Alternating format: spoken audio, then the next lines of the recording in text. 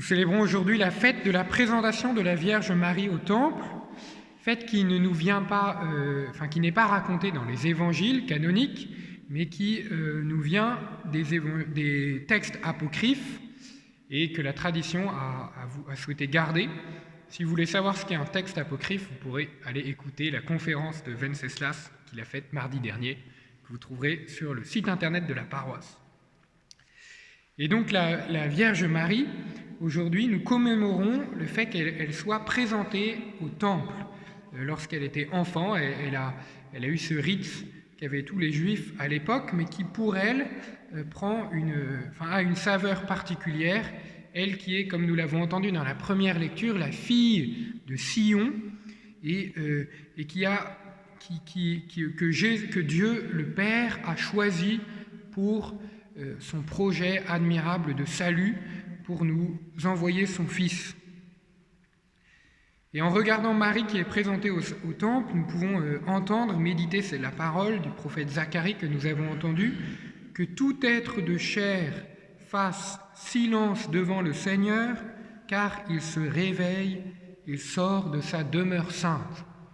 En regardant Marie qui est présentée au Temple, nous regardons ce projet admirable de Dieu qui vient à la rencontre de sa créature, qui se fait homme, et qui a souhaité passer par Marie.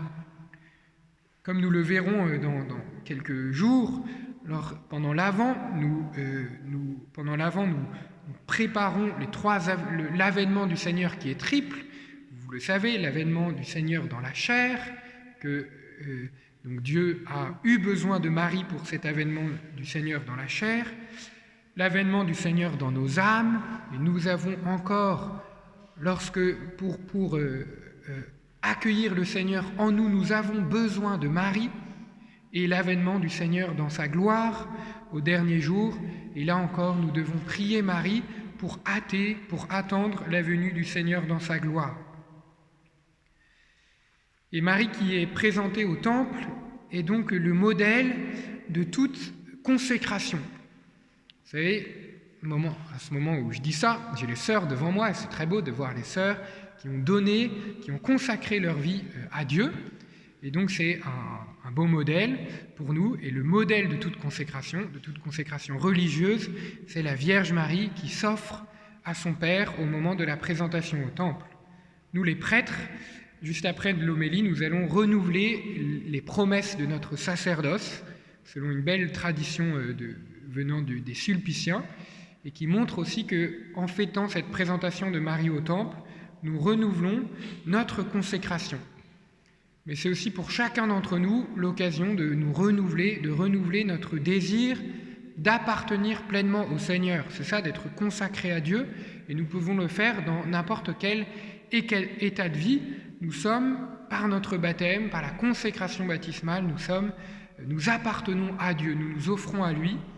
Et donc, je vous invite aujourd'hui à essayer de prendre un temps de prière et de renouveler votre désir d'être tout à Dieu, à l'image de Marie, qui, avant d'être la mère de Jésus, est aussi son disciple. C'est ce que nous avons entendu dans l'Évangile, lorsque Jésus dit « Voici ma mère et mes frères, car celui qui fait la volonté de mon Père qui est aux cieux, celui-là est pour moi un frère, une sœur, une mère. Celle qui par excellence a fait la volonté du Seigneur, du Père, c'est la Vierge Marie, que nous prions humblement ce matin. Amen.